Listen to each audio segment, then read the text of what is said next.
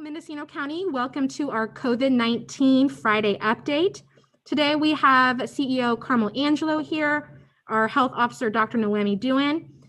We're going to go first to our CEO for a county update, and then we'll head over to Dr. Doohan. Thank you, Sarah. Good afternoon. This is Carmel Angelo, Mendocino County CEO. Thank you all for joining us. As Sarah said, this is our Friday afternoon COVID update. We really welcome the opportunity to talk with our media and to let the public know what the latest events are over the week around COVID-19 and the work of the county and the work of the community. You know, when we started COVID-19 response, this experience was a public health event. We now know it really is a community event that takes a community response. So we're appreciative of everybody that has jumped in to assist. You know, we get the questions often about, well, gee, what do you think is going to happen? When do we go back to normal? How long will this be? And I would like to say that I believe we will be doing this all of fiscal year 2021. I think we can count on the next 12 months as additional time that we are in this COVID experience. And we need to plan and adjust. And I know that most people have adjusted as best they can, including us.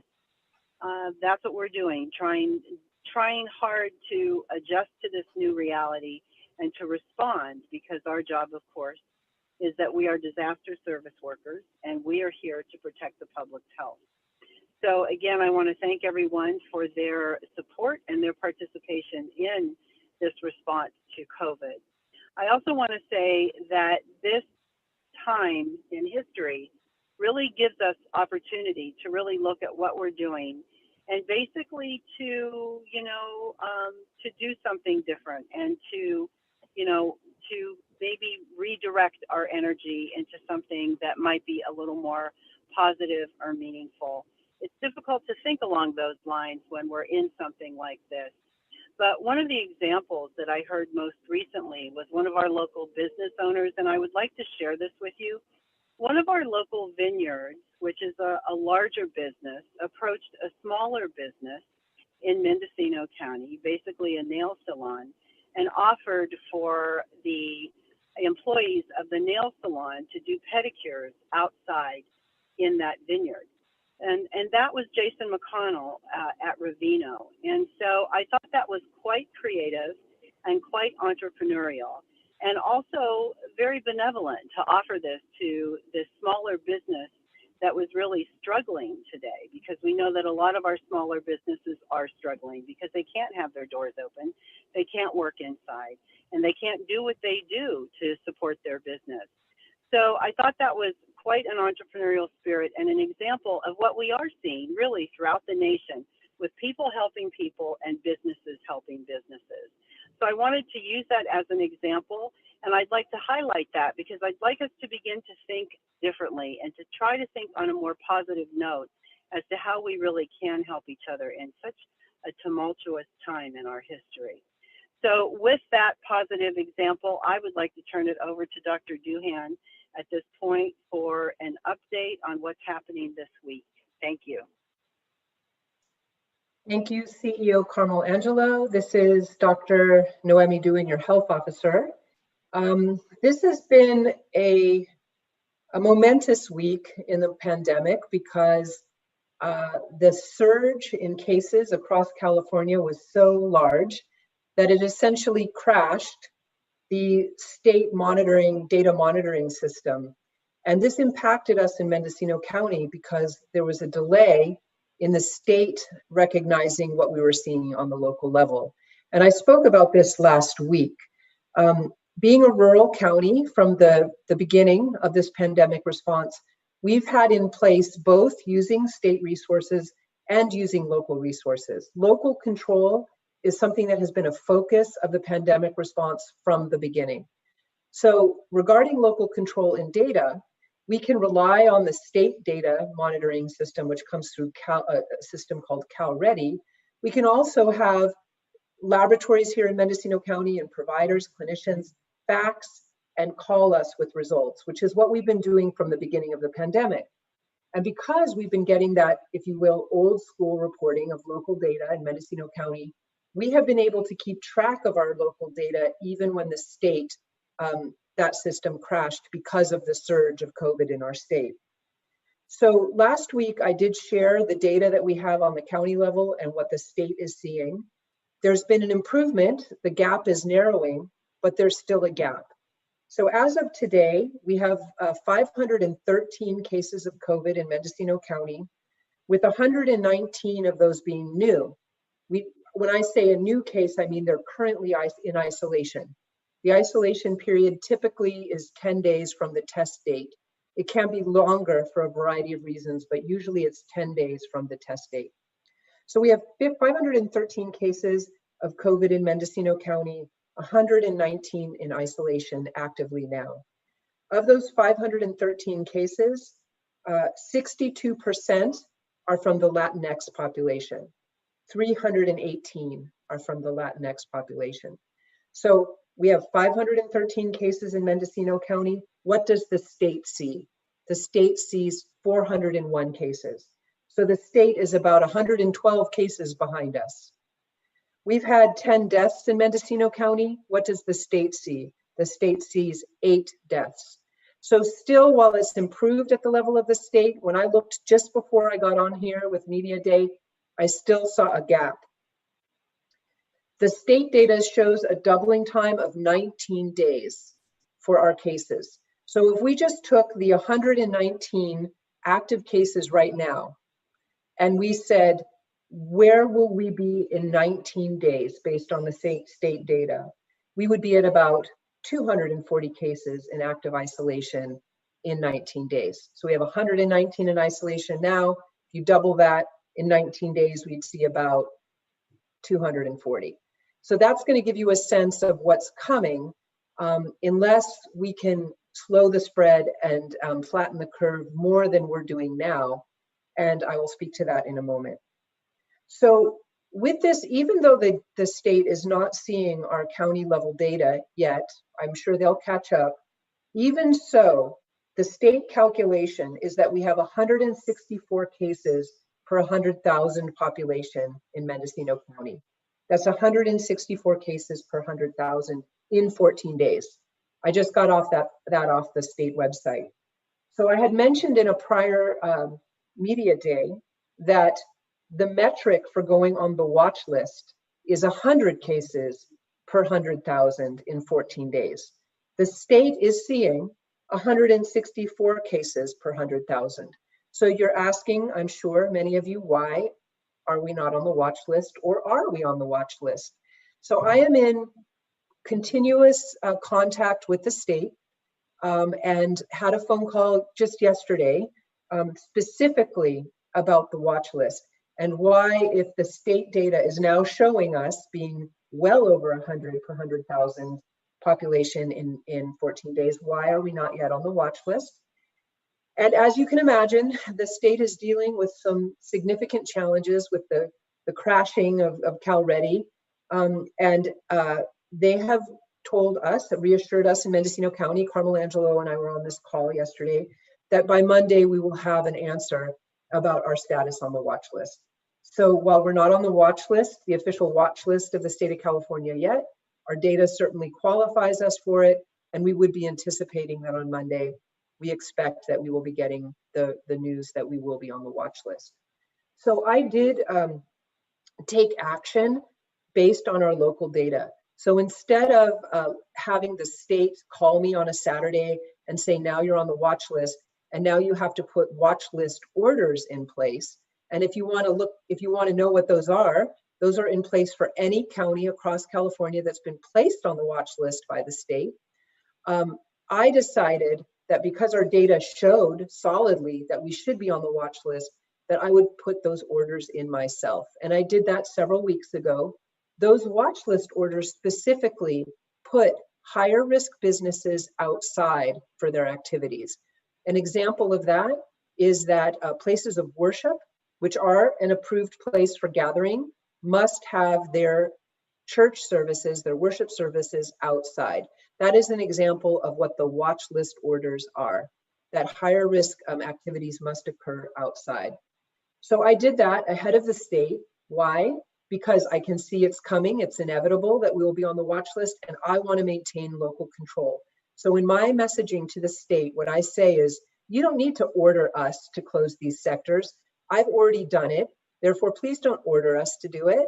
We've already done it. And therefore, I hope that as we see how the epidemiology unfolds in Mendocino County, I may be able to provide some relief to some of the businesses that are on that watch list, higher risk business panel.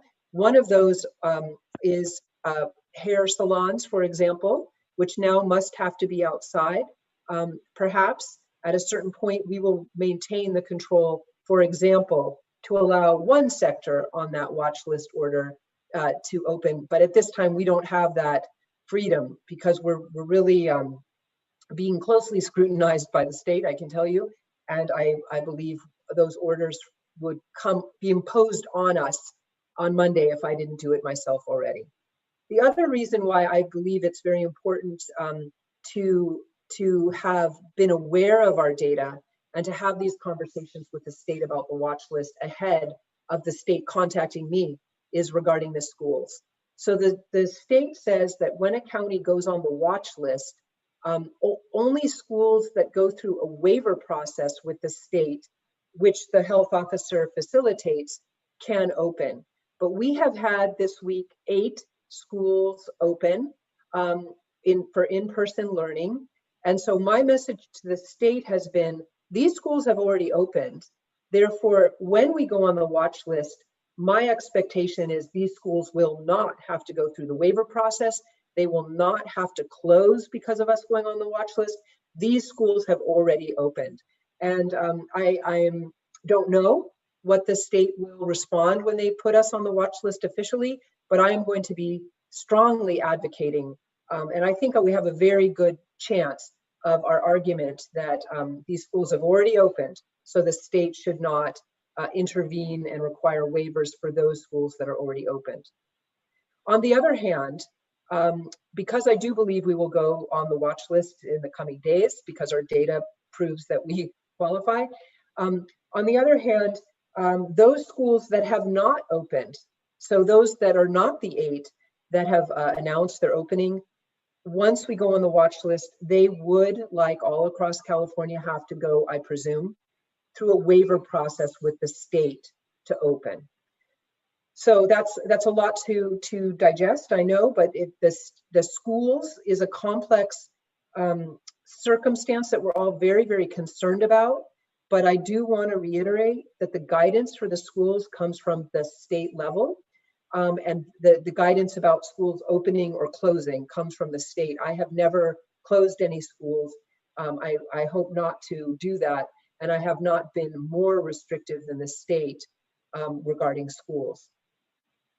I did release school orders this week. The intention of those school orders was to provide protocols for schools that do open regarding testing and regarding outbreaks. And this order that I wrote is in alignment with the state guidances and orders on schools. So, for example, the state says that schools that open for in-person learning must have a plan for surveillance testing their teachers and staff that come into contact with the public and come into contact with students. So in my school's protocol order, there's language about what that testing would look like, what type of testing should occur. Also in the school's order, there's specifications about each school having a single point of contact that would be the point of contact for the health department were there to be an outbreak at that school. So the orders are up online and they are translated into Spanish. They will be of particular interest, most likely to school administrators and those that are school superintendents and so on, those that are in charge of school operations, but they also might be quite interesting to parents and others in the community, advocates for the schools who want to see what would be required of schools that are opening. And again, everything in my orders is in alignment with what the state is requiring for schools that open to in-person learning. I also have done a revision of the sheltering in place orders this week. This was done because of the surge that we're experiencing in Mendocino County. In addition to the 513 cases, the 119 that are in active isolation, the 10 deaths, the doubling time of 19 days at least. At this time, we have 13 patients hospitalized. In my last update from this morning from the hospital, we have 4 patients at the Coast Hospital in Fort Bragg, 4 patients there, and we have 9 patients hospitalized at Adventist Health Ukiah Valley, with 4 in the ICU and 5 in regular, we call them medical surgical beds. So 4 critically ill out of 13. Because of this, I did revise my sheltering in place orders to try and further slow the spread and flatten the curve in Mendocino County to any extent that we might be able to. Certainly, compliance with the existing health officer orders will help us to slow the spread and flatten the curve. Wearing facial coverings in public, staying 6 feet away, staying home when sick. These types of activities, increasing hygiene, will protect us. Additionally, we have blanket isolation and quarantine orders. These orders are to be given by any clinician or provider who orders a test. If someone comes for a test and is sick, they should be automatically handed isolation orders. They are ordered on behalf of the health officer to stay home and isolate if they have COVID for the period of isolation, or if they have a test pending for COVID. Quarantine orders of the health officer orders are 14 days that someone who's a close contact must stay home and quarantine away from others. This protects us. All of these elements protect us. So my new sheltering in place orders have 2 changes. One is that for allowed gatherings, these are gatherings that are allowed by the state for places of worship, funerals, memorial services, and protests. These gatherings must occur outside, and my prior orders stated that there could be 100 people in these gatherings, these allowed gatherings by the state. My new orders state the gatherings must be 50 people or less. So this is a change, and this is in recognition of the fact that we have serious surge in Mendocino County of COVID at this time. The other change in the sheltering in place orders is that in the prior orders, I described an extracurricular activity units or bubbles for children. And these extracurricular activity units or bubbles allowed within the bubble there to be sports activities where there is contact between children that are in stable groups of 12 with the adults in that bubble. The state came out with orders this last week regarding children and sports, and these orders from the state do not allow children to be in close contact, even if they are in a cohort for the purposes of playing sports. So my new orders specify that for extracurricular activity units, that those activities cannot be contact sports because the health officer cannot be more restrictive, less restrictive than the governor, only more restrictive. So the extracurricular activity units can continue to the extent that they are not having contact sports or any kind of exertional contact, like playing basketball, let's say. They certainly can continue for things like chess or playing checkers or doing things, even being distanced from one another and safely tossing a ball back and forth. So that's another change. I think that's a lot to have updated, and I do appreciate all of the journalists on this call. Thank you so much for bringing our message to our communities. Communications remains one of our most needed and most effective tools during a pandemic, since we do not have a curative treatment or a vaccine. And thank you to all of you for participating in our live stream today. Thank you. Thank you, Dr. Doohan. So we're going to go over first to El Punta with Jackie Orozco. Jackie, you're on the line. You can go forward with your questions. Good afternoon. La primera pregunta es, vivimos en comunidades tan pequeñas en donde nos conocemos los unos a los otros. Hemos recibido algunos mensajes de personas de pequeños negocios en los que nos preguntan qué pueden hacer ellos cuando una persona que se sabe que ha dado positivo a COVID-19 va a su tienda. ¿Tienen algunas recomendaciones para estos negocios?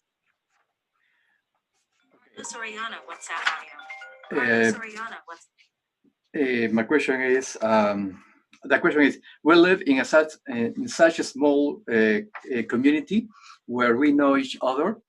We have received some messages from small businesses asking us what they can do when a person known to have tested positive for COVID-19 comes to the store. What can these businesses do about it?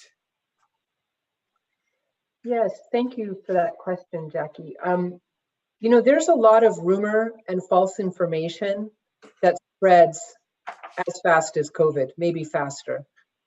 And we find that we get in the public health department reports of people that are thought to have COVID or do have COVID, and we have no evidence of that. So first of all, I would say we cannot believe the rumors that we hear necessarily. Many times they're false. The other thing is that if somebody is sick, regardless of what sickness they have, if they're coughing, they're sneezing, they're appearing sick, they should be at home. They should not be in a store. So it is certainly reasonable if somebody is coughing or sneezing or acting sick to ask them to please not come in the store, to please go home, because that is in the health officer orders. People that are sick must stay home. Additionally, wearing a facial covering is a protection against all of us spreading COVID. So if these store owners have the signs on their store doors that we have on our website, that can be helpful to make sure that people wear masks. That we also have the signs about social distancing that are in English and Spanish. So that's important to also have up in the stores. Finally, you know what? When someone has COVID, they can recover from COVID. So thankfully, most people do. So someone might have had COVID, but they may have gotten through their isolation period and be absolutely safe to go out in public. So because someone's had COVID doesn't mean that they are still infectious if they've properly completed their isolation period. I would say additionally to call our call center if there's a concern. And we have had people call and say that they think somebody has COVID. And we will not tell people who does or doesn't have COVID, except to say if they don't, we will share that information. We have in certain circumstances where it was important to say, we have no record of this person having COVID, because that has helped certain situations to resolve. Okay, okay. La autora sugiere que primero no nos dejemos llevar por rumores. Es importante tener en consideración que la información que nosotros podemos contar sea de buena fuente para poder saber que efectivamente alguien tiene el resultado positivo o no. Lo siguiente que ella sugiere es que todos estos pequeños negocios deban tener avisos para los clientes que el uso obligatorio del protector facial o el cubreboca para evitar que el virus se expanda de una persona a otra. Y también una sugerencia que también ella puede hacer es que se puede llamar a la central telefónica, al número, para preguntar y tratar de saber algunas recomendaciones con relación a alguien que puede estar positivo.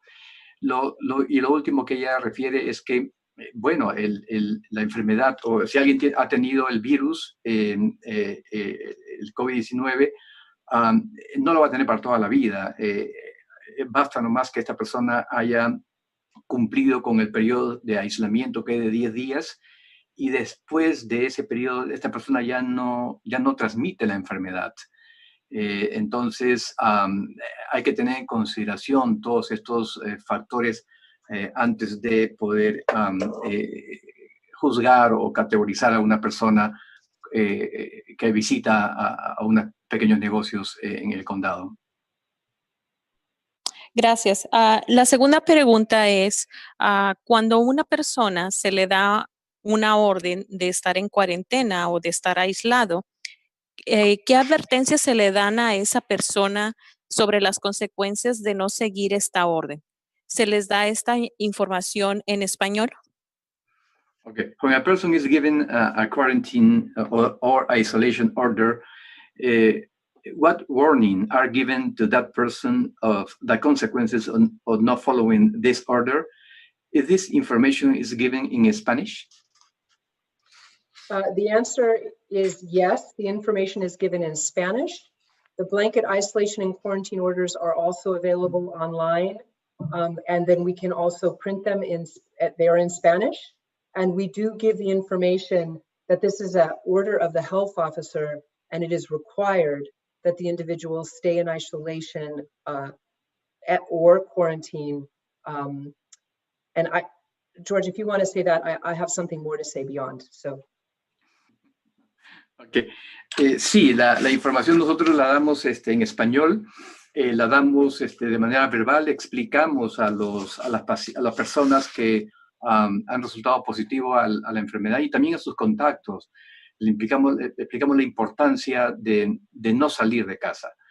Si es que en la casa reúne las características para que pueda quedarse allí en una habitación y no estar en contacto con otros miembros de esa casa.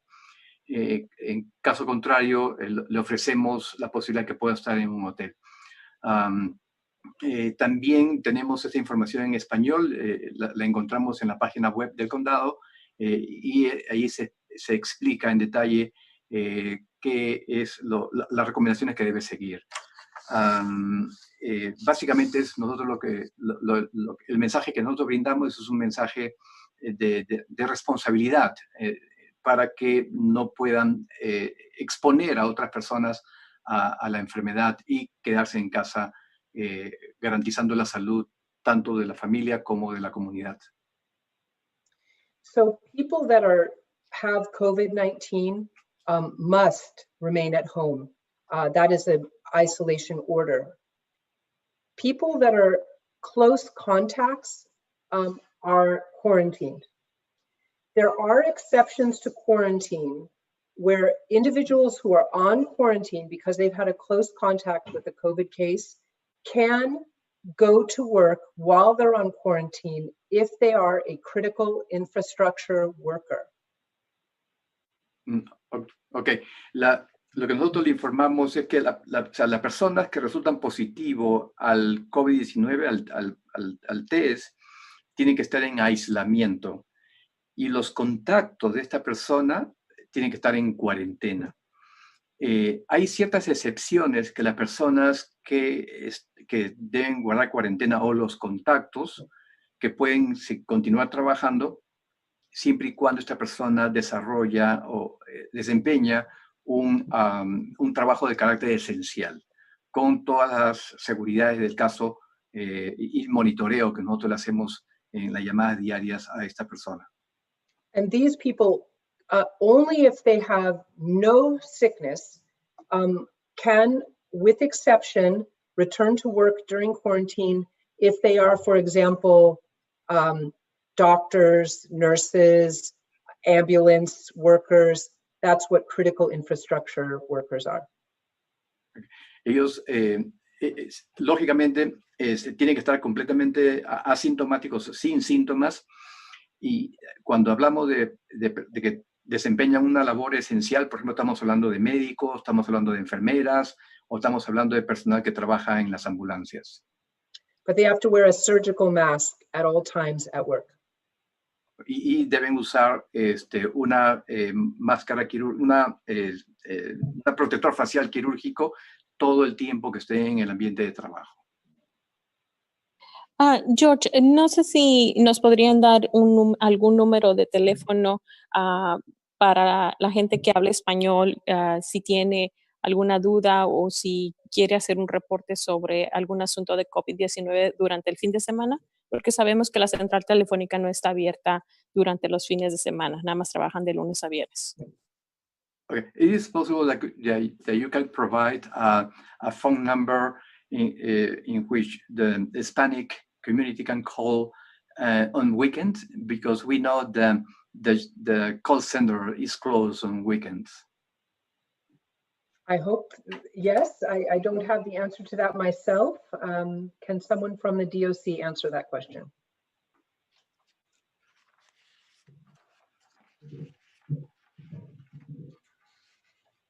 Hi, this is Becky Emery in the DOC. And yes, we do have the phone number for the call center. It does take messages, and that number is 234-6052. We do encourage people to still call and make reports, and we are responding to those. And also any questions that they have can be answered as well. We are unfortunately able to get back to them on Monday rather than real time for any of those questions and follow up, but they are taking the reports and responding 7 days a week for any of the concerns. Ok, hay un número de teléfono en el cual se puede llamar, es el 707-234-6052. Este teléfono básicamente va a recibir los mensajes, las personas pueden dejar un mensaje allí, no lo vamos a responder inmediatamente, pero el lunes con seguridad vamos a estar atendiendo todos esos mensajes. Gracias, Josh. Thank you, Dr. Doohan. Thank you. Thank you, Jackie. Before we move on to the next one, I just want to let everyone know we are going to try to take some of your questions after the media for a little bit. So if you have your questions, leave them in the comments. We'll do our best to get to as many as we can at the end of this section. So with that, I'm going to move over to KZYX. Sarah, you're online. Hi, can you hear me? Yes. Okay, so on Wednesday, we had several arson fires, and a firefighter with the Ukiah Valley Fire Authority tested positive for COVID-19. And I know the FireWise councils are starting to gear up to plan for evacuations in case there's a large fire. And last night at a FireWise meeting, we heard that if you have to leave your home in a hurry, it's probably a good idea to pack a tent because, of course, the evacuation centers are not going to be equipped to handle large numbers of evacuees. And so I'm wondering how public health and the county are working to come up with an evacuation scenario where people could be safe and hygienic and maintain social distance. Thank you. I believe that Becky Emery would be a great person to answer that question. Thank you. Yes, we are looking at our shelters and talking about that each space will need 6-foot distancing all the way around. We are talking about how those spaces are kept safe through various either curtains or separators and ways that we can do that. Ensuring that we have a check-in mechanism to ensure that we are screening for individuals that are COVID positive that need to leave their homes, that we will be able to have those individuals go to an alternate care site so that we're not blending our populations. We are continuing to look at and evaluate the multitude of things that we need to make sure are in place, including making sure we have hand washing stations, that we are have masks available because we recognize that someone may not be home and have a supply of masks that they can use. We are evaluating for the myriad of things that COVID has brought to us and trying to ensure that not only are we looking at those first initial safety measures, but how we continue to ensure that they have access to information and those very important connections that we all recognize during times of crisis and pandemic are so essential and important to our community. And that is kind of a segue to my second question about the alternate care site. The Board of Supervisors recently agreed to purchase the property on Whitmore Lane. And I'm wondering if there's details about if that's operational, if it's currently being used by people, if it's set up to take care of kids, for example, that if their parents have the virus or if they get the virus, since we know that children can get it and transmit it. So some details about that would be great. Yeah, well, I'll start off and then I'd like to have Becky actually comment on this too, but this is a tremendous achievement on the part of the DOC. And I want to thank CEO Carmel Angelo, who's our incident commander, for really making this possible early on. It's something that we talked about very early on in the pandemic, about having an alternate care site. But the fact that this alternate care site, Whitmore Lane, which is a skilled nursing facility that was in escrow when it was commandeered by Carmel Angelo, that we've been able to purchase it is tremendous. So yes, there are people now in Whitmore Lane for non-medical isolation and quarantine. In other words, these people do not need oxygen or nursing care. They're stable. They could be at home, except their home situation is either too crowded or they don't have a home. So we are using it right now for isolation and quarantine housing. So Becky, do you want to speak to that?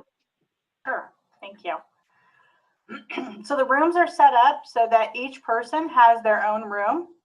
However, they are more than large enough, and we have 2 beds in each room for capacity, as well as have additional rooms that can have up to 4 beds, so that a parent and 2 children, will say, or 3 children that have been tested positive for COVID-19 are able to isolate together. As I said, the rooms are quite large. Each room has its own restroom. And so in addition, we have internet there. We have tablets for people to be able to use while they're there. The rooms have a private outside area that they're able to access through a rotation schedule that's been developed by the staff that are there overseeing to ensure that we don't have cross-contamination between people that are in isolation and quarantine. They've worked really diligently to ensure that they have good safety measures in place. We also have the ability to have cribs and other tools and essential items for children there as needed. The staff are there, as I said, 24 hours a day, and we have security on site as well to provide additional supports as needed as well. And what's the full capacity of the facility? We have a capacity of 25 rooms, so it really depends on how many people are in each room, but it would be a minimum of 25 individuals. But as I said, you know, if you have 2 people or 3 people in one family household that are isolating together in that facility, it could be larger. And it's just non-medical quarantine, right? It's not set up to provide medical care for people. Correct. Okay. Correct, and it's free. All right, thank you. Thank you, Sarah. Up next, we have the Independent Coast Observer. Susan, if you can unmute, you can go forward with your 2 questions.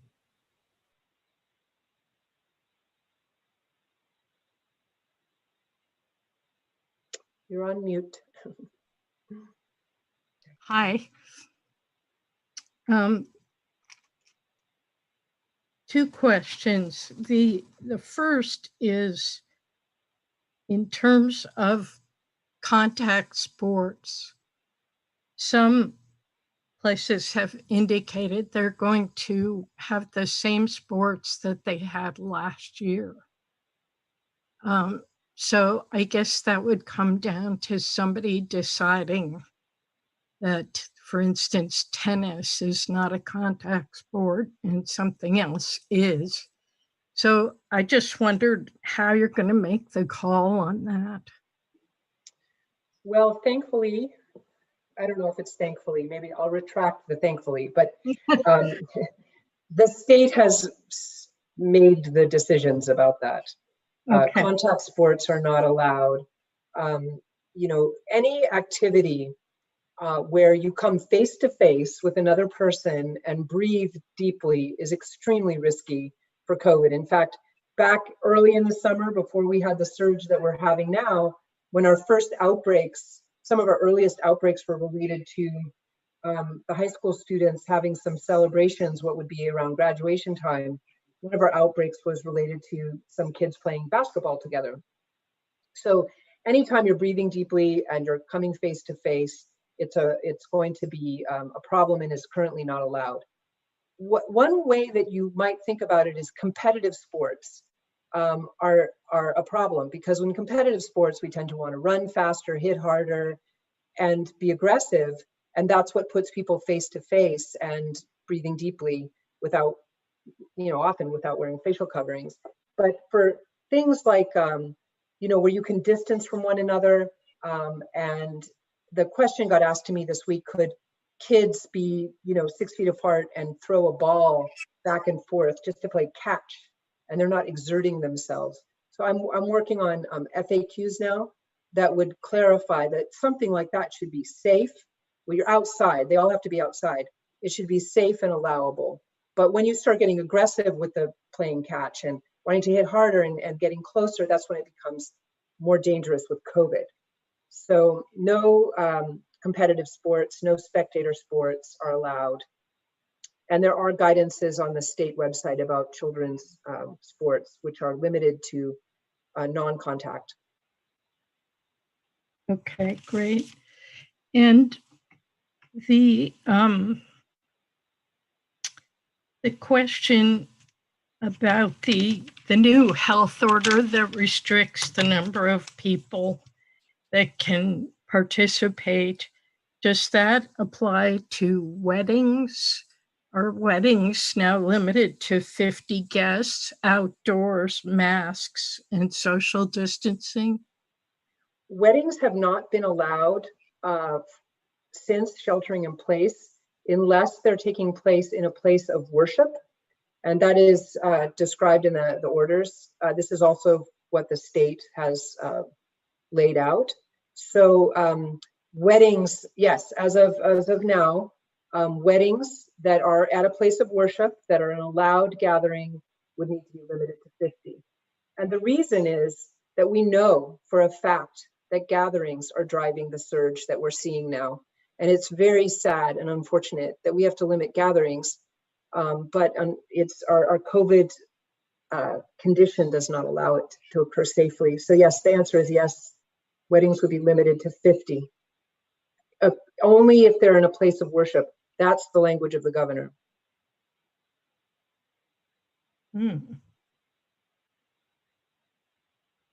Thank you, Susan. Moving on, we're going to go over to KMED. Matt, you can unmute and go forward with your questions. Hey, Dr. Doohan, county officials, thank you for hosting me today. First question I have has to do with the school waiver process. I'm just wondering if you could speak to what that is. What, we're not on the watch list yet. If we were to get there, is that administration kind of providing plans in place, infrastructural upgrades that have been done to mitigate viral transmission? Any of those details for residents that are interested in pushing school officials to maybe go that route? Yeah, so this has been determined by the state.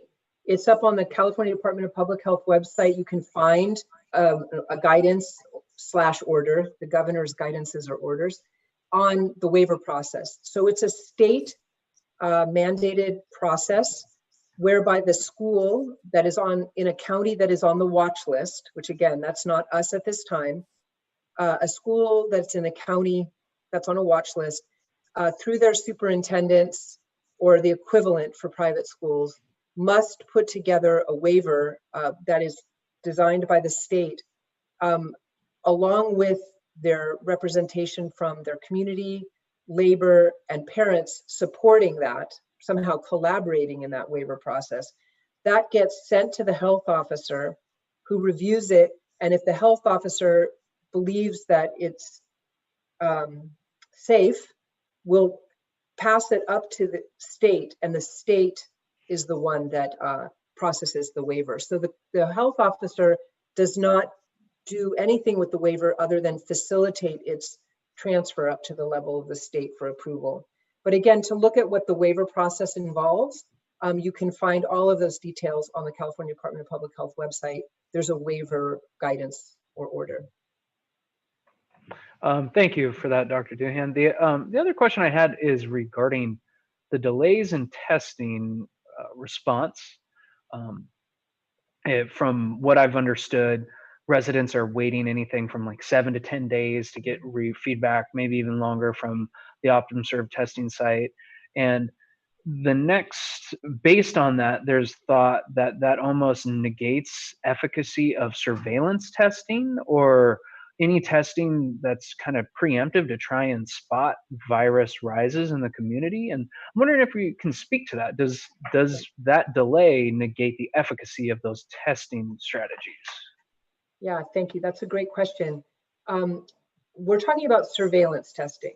Surveillance testing is for people who are not sick. They've not had a close contact with a COVID case. Surveillance testing is a way for public health to monitor the county and get a sense of how many cases we have hiding that we might not know about. Because we do know that asymptomatic people and pre-symptomatic people can spread COVID. So the surveillance testing is extremely valuable to the county because it gives us high population level data about how our county is doing with COVID.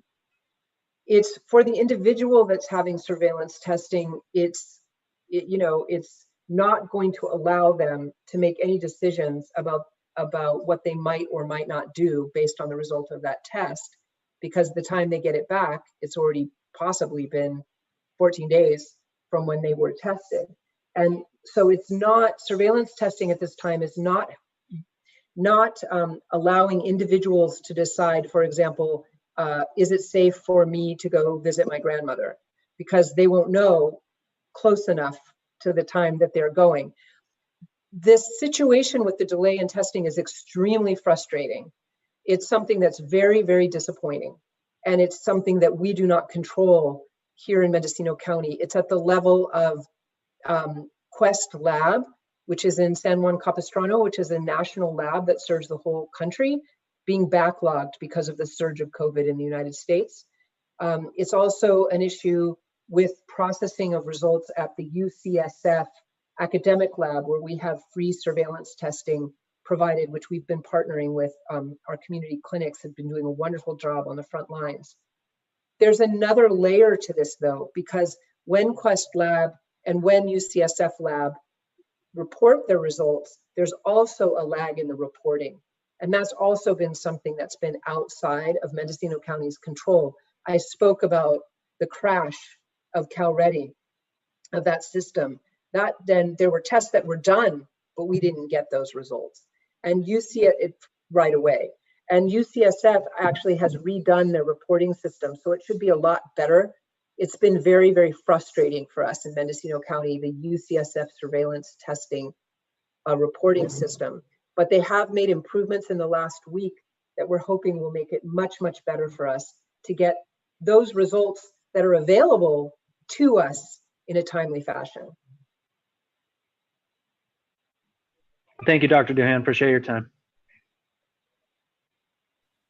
And Dr. Doohan, just really quick, we are seeing that Optum is improving, and we're getting reports that some of the tests are coming back now with less than 5 days. So from our calls with them, they are working on improving turnaround time. And so that's some good news that we're seeing the Optums come in faster. With that, I will move over to Adrian with the Mendocino Voice. Hi, Sarah. Hi, Dr. Doohan. I want to start out with something a little farther afield because I can't ask anybody with medical expertise except you, Dr. Doohan. I was wondering if you can comment on the new technique that's come out of UCSF in just the last few days. There's been discussion of some sort of aerosol spray that might be able to mitigate the spread of the virus. Can you comment on that at all? Adrian, I'm not aware of that new technology. It sounds like some type of a disinfectant. It's beyond me. Okay. Why don't we give you another question because I don't know the answer. I haven't heard that yet. Could you tell me a little bit more about the schools that are opening? Could you give me is it possible that you have a list of those schools, or can you describe a little bit about the character of those schools? Yeah. Yes, sure. The list, I'm sorry, I don't have it at the top of my head, but it is on our school's FAQ, which is on the county website, which I prepared this week to go along with the school's school protocol order. So what I will say about each of these schools is they went through a thoughtful process where I had offered to the schools that I would provide feedback on their school reopening plans. I've made it clear that I'm not I never closed the schools, and I wasn't blocking their opening. It was coming from the governor, but I did offer to look at the schools' reopening plans. And I did that with some of our staff, that we received the plans and reviewed them. And so these are schools that can comply with the governor's order, which mandates how schools can reopen. And these are therefore smaller schools and private schools that are able to comply with the governor's orders regarding what's required for schools. For example, 6 feet of social distancing between the teacher and the children, 6 feet of distancing between the children to the extent possible. Children above grade 3 must wear masks, this type of thing. This is in the facial coverings, excuse me, this is in the governor's order. So these schools that have opened have written a plan that states they can comply with the governor's order. And so I gave feedback through my staff on those plans. They didn't need approval from me, and these schools are opening.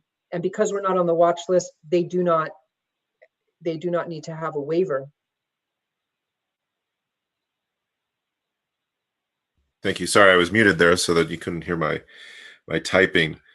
And I just wanted to clarify. Well, since I got 2 questions, I guess I'll go with this one. Can you give us a picture of how delayed? You said I think 2 weeks ago that you're trying to put out fires and you don't even know where the fires are. Mm-hmm. You give us a picture of how delayed the data, the picture that you have actually is, both because of the lag in testing. And it's good to hear that it's decreased, but there's still going to be a lag in testing. The lag's been extreme for some time. And also because the surveillance testing we have is limited. You're not able to do a huge amount of surveillance testing. We're still not doing surveillance testing. Guess at how many that actually means. I know you gave us a state number for 100,000, but what's your guess at how many that actually means today, and not a week ago when that 513 number was actually relevant? So for situational awareness of what day-to-day life is like for the health officer, on Sunday, there was an emergency call from the state where we were told that, about the massive nature of this data problem from the state. And we were told it was going to be fixed within days. And also, you may have noticed that the state public health officer, Dr. Angelo, resigned suddenly this week. So you can probably read between the lines there that this was a serious problem at the level of the state. And we health officers have been assured that it's been resolved. So in terms of not knowing where the fires are burning because we're not even getting the data back to us from labs, I think it's much improved. I don't know why the state website is only showing 401 cases when we're showing 513, but I've been assured that this data processing problem has been resolved. So I'm assuming next week is going to be a much better week for knowing where our fires are, and that this issue has been resolved with the crash essentially of the state data system. So that's on one hand. The other hand is that I will say that I have never in my career worked with a better team than I'm working with in the DOC. These are some of the hardest working, most exceptional people that I've ever worked with in my career. And I've worked in a variety of different places. I am, on a day-to-day basis, am informed by my team where the problems are, and we respond rapidly, and we're on every day. There's no day off. There's no off hour for us to be unavailable to one another. So now that this state data issue has been resolved, I'm feeling much better coming into this week regarding where the fires are. And I'm wondering if CEO Carmel Angelo was wanting to make a comment, because I see she's come off mute. Carmel, did you want to say something? Oh, actually, maybe Sarah took me off of mute, but I didn't. But no, I think you've said it all. Thank you, though, Dr. Doohan. Yeah. So, but that being said, this is a pandemic and we are surging, and even the most incredible team that I've ever, would have the pleasure to work with, we can't, in a pandemic, just the nature of it is that you're going to be running as fast as you can all the time. So we will continue to work very, very hard and respond rapidly to every fire. But it is a challenge, I'll acknowledge. So there's one thing I'm trying to understand specifically about this, and it's we assume, even though there's community spread, that for each person, each 10 cases, positive cases that you see in surveillance testing or people coming to clinics, there's X number of other cases that aren't showing up, right? Can you give us any idea of what that ratio would be? Yeah, well, thanks actually for circling back and asking that, Adrian. I will tell you that actually other rural counties ask me, how are you doing so well with testing? We actually are known for doing more surveillance testing than other counties. And that surveillance testing does give us that situational awareness of where cases are that we might not know about. I don't have a number for you, Adrian. If I had to guess, I don't really know what I would guess, actually. I honestly don't. I think that one really clear indicator for us is the number of patients we have in the hospital. That's something that doesn't tend to be hidden.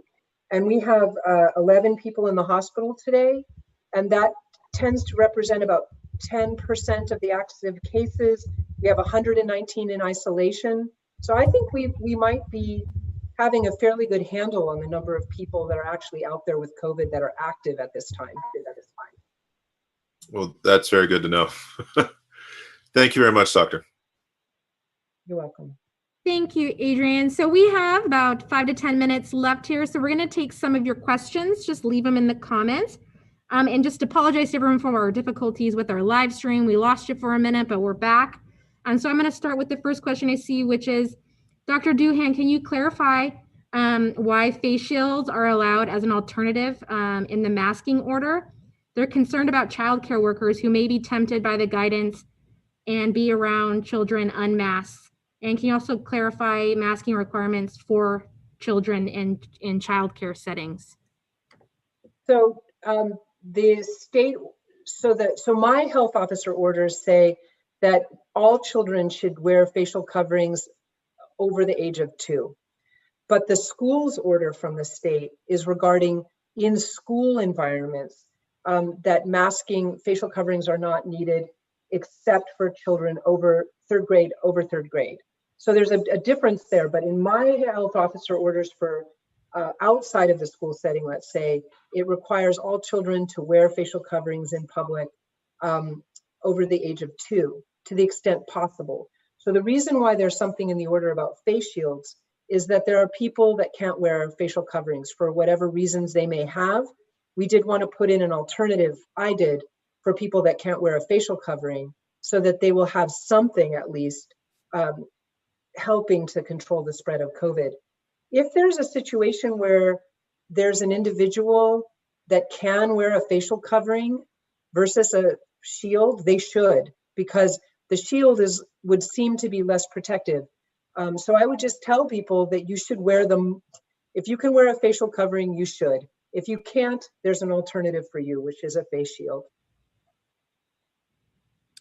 Thank you. I have a question from our last feed that I have written down, wanting to know if we know how many homeless individuals have tested positive for COVID, and how do we do contact tracing and investigation for our homeless population to track down their close contacts? We have not had an outbreak in our population experiencing homelessness.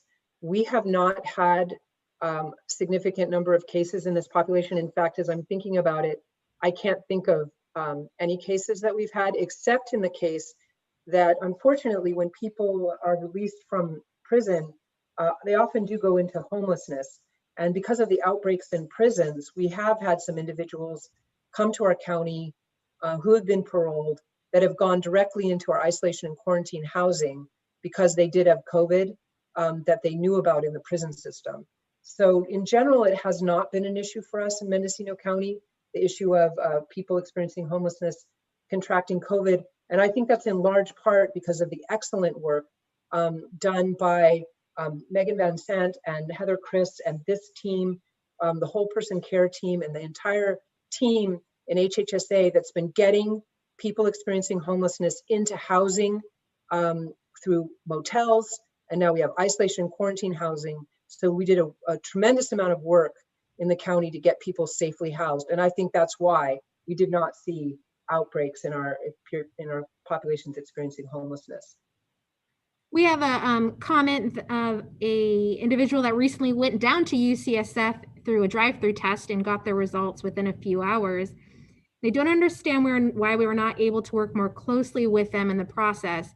Can we have dedicated daily runners driving the test down? So I think there might need to be more clarification on, the UCSF program and how we interact with them. Yeah, I'm very glad that question was asked. There's two different systems that UCSF provides. I can assure you that Becky Emery has been in probably daily contact with UCSF for some time now, as well as our community clinic partners, to try and get this two-tiered system. The one tier is you go to UCSF and you're tested and they bill your insurance, or they have some kind of system at UCSF that they provide at their healthcare system. The other is the free surveillance testing that UCSF is offering, two totally different systems. So we have been offered the free surveillance testing system, and that has a different system of reporting than the testing that's done on site at UCSF, unfortunately.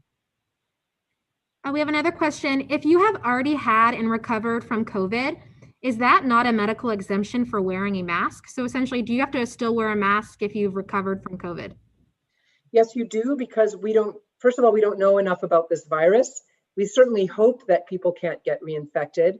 We have good evidence that people can't be reinfected, but we don't know that yet for sure. And also, it would be too difficult to know who was wearing a mask because they had COVID or didn't. We wouldn't have any way to verify that. So we have, therefore, an order that everybody needs to wear a facial covering in public to protect the public. We have everyone concerned about hairdressing outside. How is it safe to cut hair in high temperatures in dirt lots, with construction going on or homeless people walking around? Is it safe to be doing these activities outside?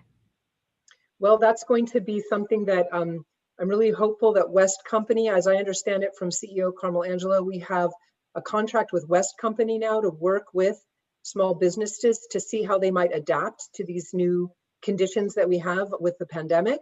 I think the conditions that were just described don't sound safe, but I'm sure there's other options that we can help our small businesses, not we as public health, but that West Business can help the small businesses adapt to our pandemic environment. And I do know that it's very, very difficult for our businesses that have had to close or have had to have operations that are not normal. And it's just very difficult.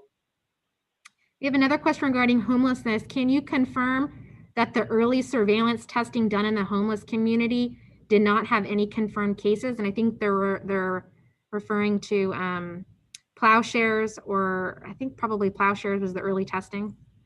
We didn't have any cases that came out of the plowshares surveillance. I really can't recall any that came out of surveillance and homeless populations. And again, I think that's because we got people housed, and I just got confirmation from our DOC that I'm correct. We have not had any surveillance testing reveal someone experiencing homelessness with COVID. From homeless surveillance, yeah. We had a question in our last feed that dropped regarding a individual returning home from a skilled nursing facility, and wondering if when you're having a family member return from that type of living situation, if it's advised for them to get tested. You know, we very carefully do surveillance with our skilled nursing facilities. This is required by the state. The skilled nursing facilities are required to do surveillance of all of their staff monthly. So in a rotation, they'll do 25% a week. I can say with a high level of confidence that we know when there's an outbreak in a skilled nursing facility. So I would ask if that person is coming from a skilled nursing facility that has an active outbreak, that would be a different answer than if they're coming from one with no known cases.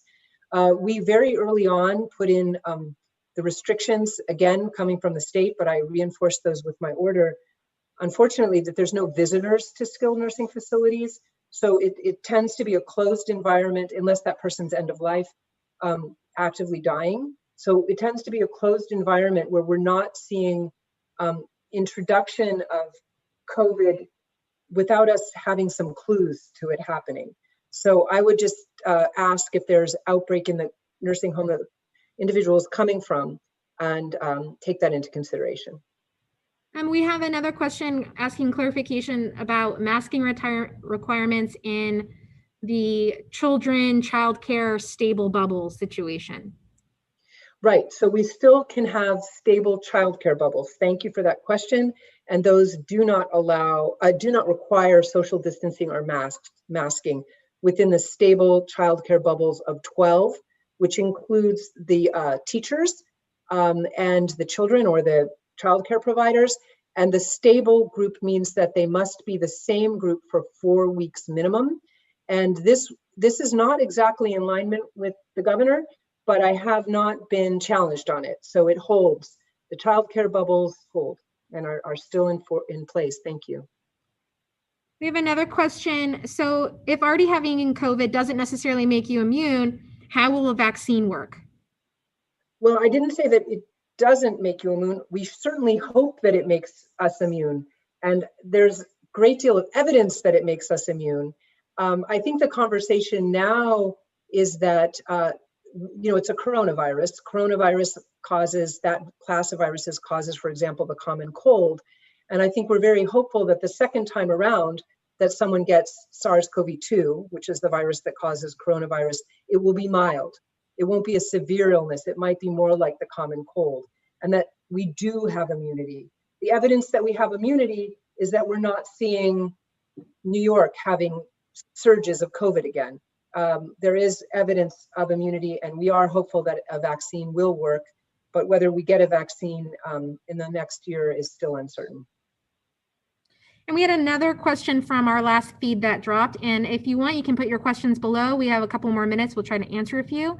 But it was regarding the new health officer and how the county's working with that transition. So if you could talk about Dr. Corin and how you guys are working together to ensure a smooth transition. So as I've mentioned before, I came to Mendocino County to start the family medicine residency program for Adventist Health.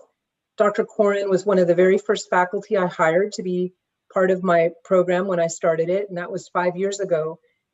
We've worked very closely together over the last 5 years. We have an excellent working relationship, and he and I are regularly in communication as early as this morning. We tend to have long conversations over the weekends, and I give him assignments, reading assignments and research assignments, and he is doing very, very well coming up to speed. And I will be at his side as he transitions in, as I am on contract with the county until December 31st. And I will support him. And I'm very, very grateful to Dr. Corin, and I know he'll do an excellent job. Well, it looks like we don't have any more questions in our feed.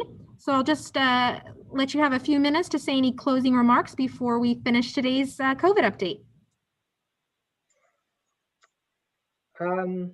I, as the health officer, will tell you that I think we are in a difficult time. I've said this before, but we are heading towards that predicted surge that the state data has anticipated we will have in September.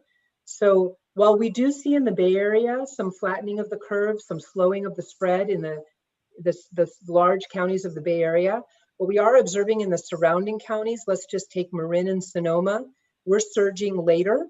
So the Bay Area seems to be getting to a place where there is some flattening. Marin and Sonoma have not. They're still escalating, and we started taking off later than Sonoma and Marin. So I would say follow the data for Sonoma and Marin, and when you see Sonoma and Marin slowing down, I would expect we will come thereafter. And to the extent that we continue to do the protective actions, the non-pharmaceutical interventions, we call them, that the health officer orders mandate, that will protect us. So please, I know I say it every time, but it really does protect us to wear a facial covering, to stay 6 feet apart. All these things are very, very important. So thank you, Mendocino County. I really appreciate it. Thank you, Dr. Doohan, and thanks to everyone that joined us here today. If you missed part of our live stream, you can watch the replay here on Facebook or on our YouTube channel, and we'll be later today posting a recap in both English and Spanish. We hope you have a great weekend, and we'll see you again next week.